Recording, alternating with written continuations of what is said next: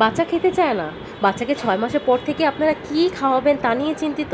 তাই চিন্তা না করে আপনারা এখনই এই ভিডিওতে জানতে পারবেন আমি কোথা থেকে আমার বাচ্চার জন্য সবসময় খাবার নিয়েছি।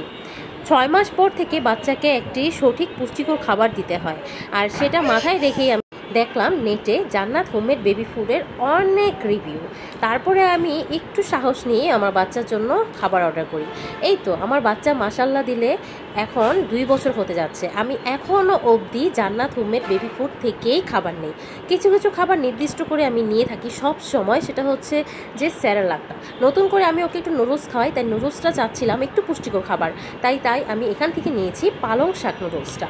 তারপরে নিয়েছি রাগি পরি, যেটা একটু আপনার পেটটা নরম করে বাচ্চা। তারপর নিয়েছি সিরিয়াল স্টেজ এগ। আমি যেহেতু সেরেলাক হোমমেড বানাই, সো আমার হোমমেড সেরেলাকটা শেষ হয়ে যাওয়াতে আমি ওদের থেকে নিয়ে নিলাম। তারপর নিয়েছি 3-4 সিরিয়াল, যেটা নাকি হচ্ছে আপনি ইনস্ট্যান্ট বানাতে পারবেন। মানে কোথাও যাবেন তো আপনাদের তাড়াতাড়ি কারো খাওয়াতে হবে, বাচ্চাকে একটু হলেও খাওয়াতে হবে, তাই আমি এই ইনস্ট্যান্ট ফ্রুট সিরিয়ালটা নিয়ে নিলাম। এই তো আমার খাবারের রিভিউ। এছাড়াও আমি আরও অনেক খাবার ওদের থেকে নিয়েছি।